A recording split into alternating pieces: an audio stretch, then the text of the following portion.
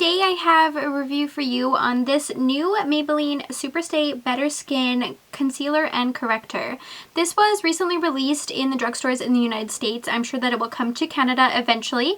It was also released with a foundation, but the foundation was not something I was interested in just because normally I don't wear foundation every day, and I've heard mixed reviews about it either being too drying or sort of breaking up on the skin, so I knew that it wasn't something I was interested in. But I definitely wanted to try the concealer because I'm definitely a concealer junkie. I have mine in the lightest shade, which is the shade Ivory. I think I got this for around $8 in the States, but I'm sure that you could find it on sale eventually. Just keep an eye on the drugstore flyers. Overall, I do like Maybelline concealers. I'm a fan of the Fit Me concealer, as well as that Master concealer that comes sort of in the tube that they recently released about like 6 months ago.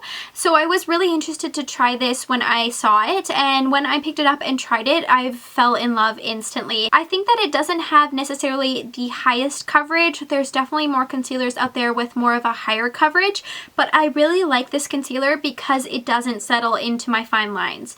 I have a few fine lines right underneath my eye in sort of the deepest part of my under eye concealer, so I always struggle with concealer settling into those fine lines, and I find that this is one of the few concealers ever that doesn't settle into the lines. I don't know if it's the combination of this concealer and sort of like a setting powder, or if it's just this concealer in general, but I find that this concealer is amazing for not settling into fine lines. I know that this is supposed to be a corrector as well. Over time, it's supposed to lighten dark spots as well as your dark under eye circles, but I don't necessarily believe that to be sort of true. I haven't used it consistently enough over time, and I don't know if anything really ever lightens your under eye concealers. I think that sleep and sort of proper hydration of your skin really only is the thing that helps with under eye sort of darkness, but I feel like it could help with sort of dark spots over time if it has the right ingredients.